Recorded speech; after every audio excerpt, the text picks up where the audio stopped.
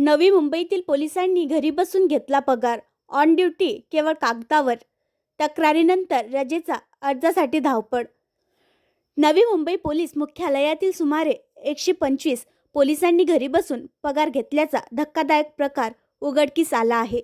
या प्रकरणी पेण तालुक्यातील ॲडव्होकेट काशीनाथ ठाकूर यांनी तक्रार केल्यानंतर मुख्यालयात एकच खळबळ उडाली आहे.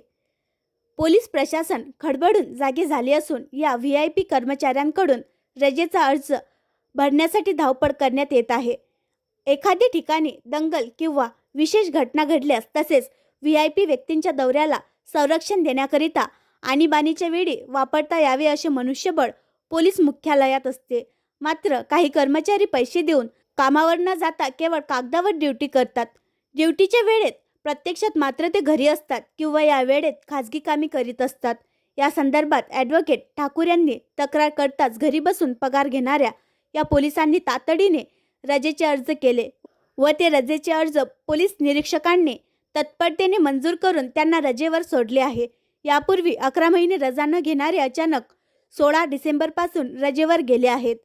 64 कर्मचारी रजेवर. नवी मुंबई पोलीस मुख्यालयात 6 कंपन्या आहेत. सर्वात जास्त संख्या प्रोटेक्शन कंपनीमध्ये आहे.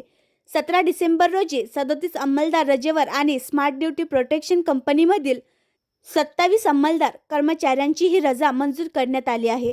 एकाच दिवशी 64 पोलीस कर्मचारी रजेवर गेले आहेत. या प्रकरणी प्रोटेक्शन कंपनी, जनरल ड्युटी अंमलदार व राखीव पोलीस निरीक्षक यांच्या आर्थिक व्यवहाराच्या चौकशी मागणीही ठाकूर यांनी केली आहे. आणखी नवीन व्हिडिओ पाहण्यासाठी आमच्या देशमुख एक्सप्रेस न्यूज चॅनलला सबस्क्राईब करा, लाईक करा आणि शेअर करा.